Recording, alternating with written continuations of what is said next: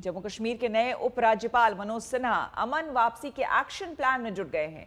अलगाववादी ताकतें उनके निशाने पर हैं। आज तक से खास बातचीत में उन्होंने गुपकार घोषणा को गंभीरता से ना लेने की बात करके नेताओं को सख्त संदेश दिया।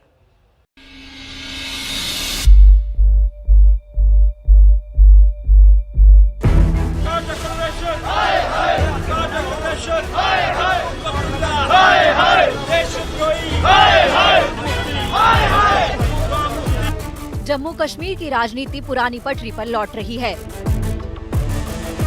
फारूक रिहा हो चुके हैं, उमर आजाद हो चुके हैं, महबूबा को खुली हवा में सांस लेने का मौका दे दिया गया है।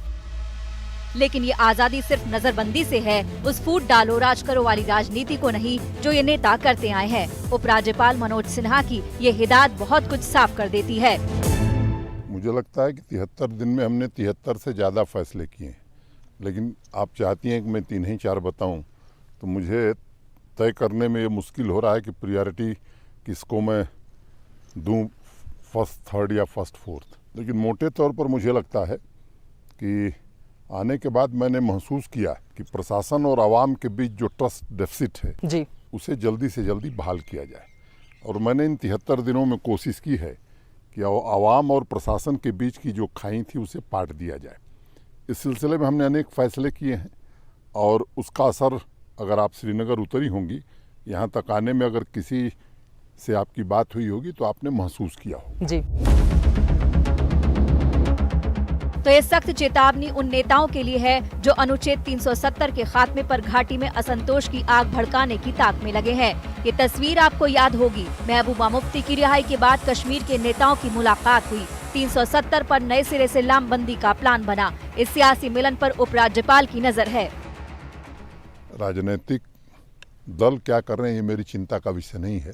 जम्मू कश्मीर की आवाम क्या सोचती है, उनकी बेहतरी के लिए, उनके सपनों को पूरा करने के लिए क्या किया जा सकता है। जो कश्मीर इस देश का मुकुट था, मुकुटमणि था, वादियों में जो खूबसूरती यहाँ की है, जो नेचुरल रिसोर्सेस यहाँ हैं, यहाँ के लोगों को जो तरक्की मिलनी चाहिए थी वो नहीं मिल सकी है। मेरी प्राथमिक जिम्मेदारी है कि यहाँ के लोगों का जो हक था, वाजिब हक था, वो मिले, यहाँ उनकी आशाओं और अपेक्षाओं को पूरा किया जाए। और उसके लिए मैं अथक परिश्रम कर रहा हूँ और जो कुछ मैं कर सकता हूँ मैं कोई कोशिश उठा नहीं रखूंगा। कश्मीर की सियासी बिरादरी की बेचैनी बढ़ रही है। संसद के फैसले को कश्मीर की आवाम ने सिर झुकाकर स्वीकार किया है। मुफ्ती और अब्दुल्ला हाशिए पर खिसक गए हैं। देखिए, जहाँ तक चीन का सवाल है, मैंने तो चीन के प्रेसिडेंट को कभी यहाँ बुलाया नहीं। हमारे वजीर आजम ने उसको गुजरात भी बुलाया, उसे झूले पे भी बिठाया, उससे चेन्नई भी ले गए, वहाँ भी उसको खूब खिलाया, मगर उन्हें वो पसंद नहीं आया। एप्लीकेशन ऑफ 370 और उन्हें आर्टिकल 370 को लेकर ये कहा कि हमें ये कबूल नहीं है, और जब तक आप आर्टिकल 370 को रिस्टोर नहीं करेंगे हम रुकने वाले नहीं हैं। फारूक अब्दुल्ला कश्मीरियत को आड़ बनाकर सियासी कोहराम मचाने में लगे हैं, लेकिन वो ये भूल जाते हैं कि न्यू कश्मीर में उनकी दाल गलने वाली नहीं है। श्रीनगर से चित्रा त्रिपाठी और अशरफ वाणी के साथ आज तक ब्यूरो। हम रुकेंगे यहाँ पर एक छोटे से ब्रेक के लिए। बने रहे हमारे साथ, देखते रहिए आज तक।